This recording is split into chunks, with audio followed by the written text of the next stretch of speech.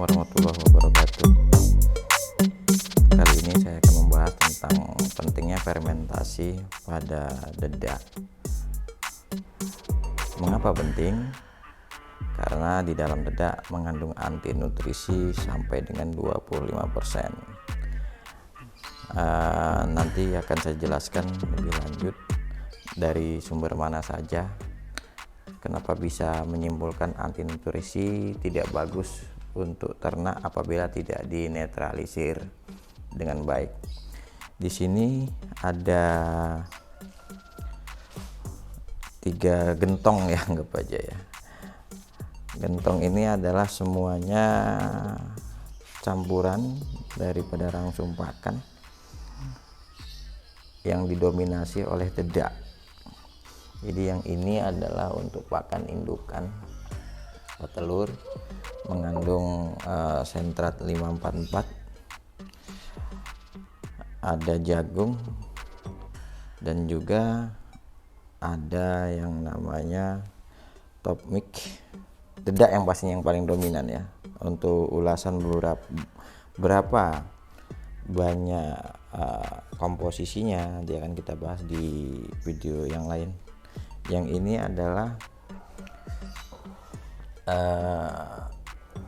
pur ya, pur BR11. Ada juga konsentratnya juga sedikit, konsentrat 544, tetap didominasi oleh dedak.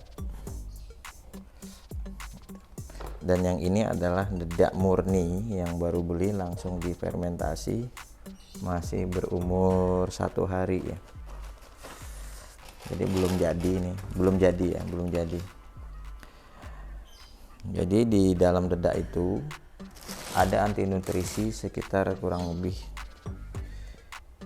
25%, sehingga banyaknya komposisi di dalam dedak, di dalam rangsum pakan maksudnya itu akan mempengaruhi pertumbuhan daripada unggas tersebut dan juga penyerapan nutrisi pada saat dicerna oleh unggas.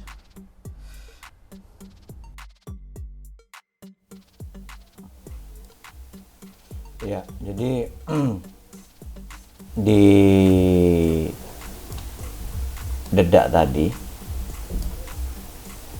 akan mengganggu rangsum yang lain ya, adukan yang lain nih. Jadi misalnya ada protein protein pur ya misalnya, karena dedak terlalu dominan dan tidak melalui proses fermentasi, sehingga bisa dikatakan sia-sia karena memang mengandung anti nutrisi. Seperti yang kita lihat di layar ini ada sumber di mana saya ini saya jadikan referensi ya, dari PT Medion Ardika Bakti. Di sini dibahas tentang anti nutrisi dalam pakan unggas. Jadi yang perlu kita tahu adalah ini adalah sebagai acuan kita sebagai tukang racik pakan ya, self mix. Jadi kandungan anti nutrisi di dalam pakan unggas itu beraneka ragam tergantung bahannya. Nah, salah satunya ada anti karbohidrat yang terdapat di dedak ini yang paling tinggi nih. Jagung 8,7, gandum 10,9, bungkil kacang kedelai 20%, sedangkan yang paling tinggi 25% pada dedak. Jadi resiko daripada dedak terlalu dominan di komposisi pakan itu di sini juga ada dari BPTP Bengkulu ya. Jadi fermentasi dedak padi bertujuan untuk meningkatkan kandungan nutrisi, menurunkan zat anti nutrisi dari bahan utama, memecah kandungan serat, protein, karbohidrat menjadi senyawa yang lebih sederhana agar dapat disimpan lebih lama dan ternak lebih menyukai palatabilitas meningkat.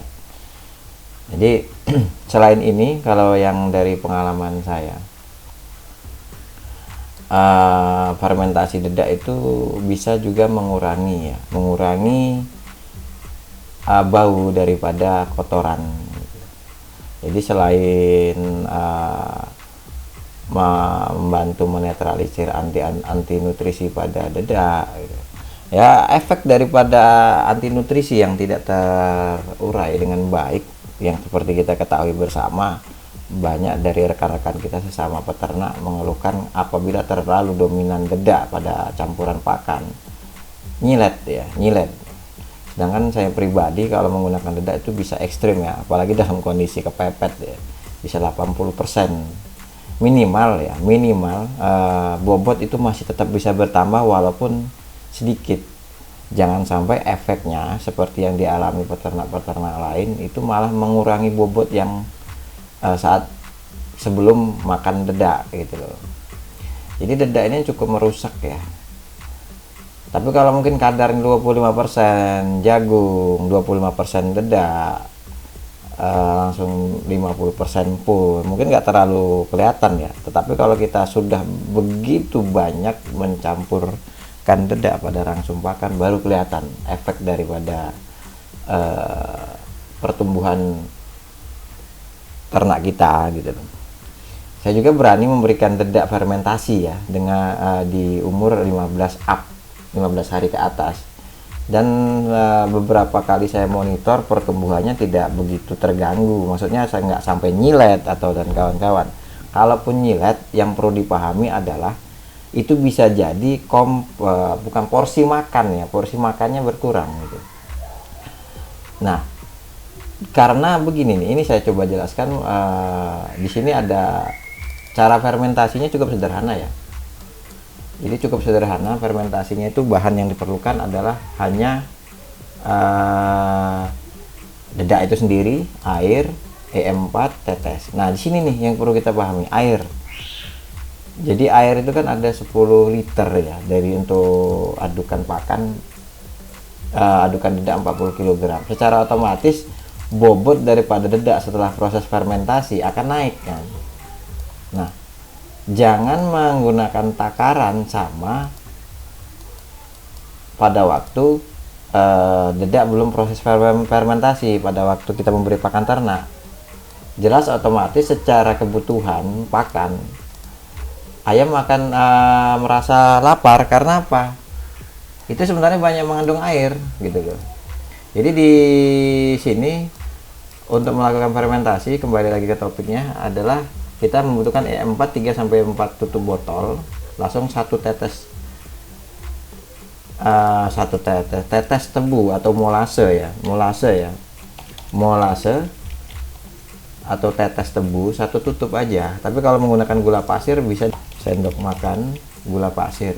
Tapi kalau menggunakan gula pasir, saran saya dilarutkan dulu menggunakan air panas. Setelah itu baru nanti diaduk, dicampur dengan EM4 dan air ya.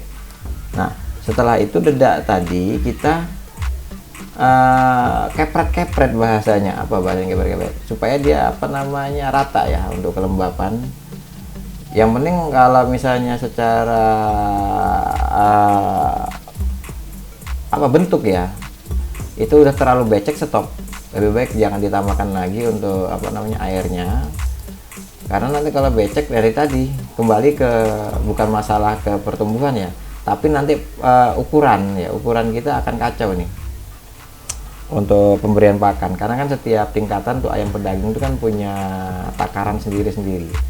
Jadi kalau sudah melalui proses fermentasi dedak itu dan dicampurkan dengan pakan yang lain, pakan pabrikan, maka porsinya ditambah. Jadi misalnya 75 gram nih per ekor, kita tambah menjadi 90 gram lah, karena untuk menggantikan air ini tadi gitu. Nah, untuk prosesnya, proses pengadukannya, fermentasi dulu dedak selama 3 hari ya, fermentasi dulu dedak selama 3 hari. Di hari keempat baru kita aduk lagi dengan yang ditambahkan dengan yang lain. Misalnya tambahkan pur BR11, langsung kita tambahkan top nih 544. Ini setelah kita aduk, kalau bisa disarankan untuk diamkan dulu 1 kali 24 jam sebelum kita berikan ke unggas atau ke ayam kita, supaya benar-benar homogen lah. Jadi ngaduknya diusahakan rata ya gitu. Jadi mudah-mudahan cukup jelas. Apabila ada yang kurang jelas dari pembahasan kita kali ini tentang anti nutrisi pada dedak dan bagaimana cara mengatasinya, bisa dituliskan di kolom komentar. Mudah-mudahan bermanfaat. Saya akhiri, wassalamualaikum warahmatullahi wabarakatuh.